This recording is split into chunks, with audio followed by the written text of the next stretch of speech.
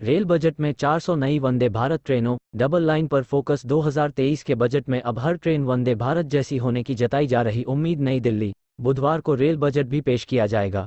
उम्मीद की जा रही है कि इसका फोकस 400 वंदे भारत ट्रेनों पर होगा। सूत्रों के मुताबिक 2023 के बजट में अब हर ट्रेन वंदे भारत जैसी ट्रेन होने की उम्मीद जताई जा रही है।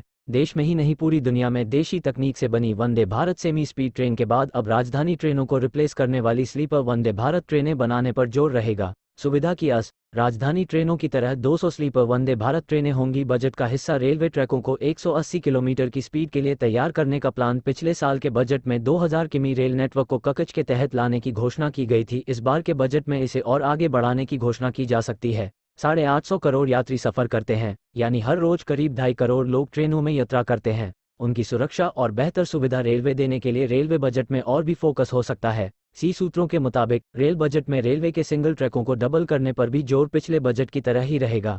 इसके अलावा मालगाड़ियों के लिए कॉरिडोर पर भी इस बजट में खास फोकस रहेगा। कोरोना के समय में जब यात्री ट्रेनें बंद थीं तब मालगाड़ियों में माल की ढुलाई करके रेलवे ने कई नए रिकॉर्ड बनाए थे और रेलवे के रेवेन्यू में भी इजाफा किया था।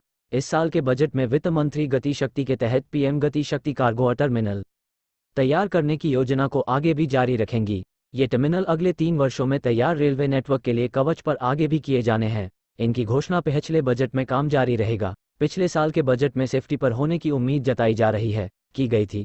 रेलवे छोटे किसानों, छोटे और 2000 किलोमीटर के रेलवे नेटवर्क को यात्रियों के लिए भी बेहतर सुविधाएं देने की, मध्यम उद्यमों के लिए नए प्रोडक्ट और कवच के तहत लाने की घोषणा की गई बात की जा सकती है। रेलवे सालाना करीब उम्मीद की जा रही है कि Vande Bharat semi speed train के बाद अब राजधानी ट्रेनों को रिप्लेस करने वाली स्लीपर वंदे भारत ट्रेनें बनाने पर जोर रहेगा। कुशल लॉजिस्टिक सर्विस तैयार कर रहा थी।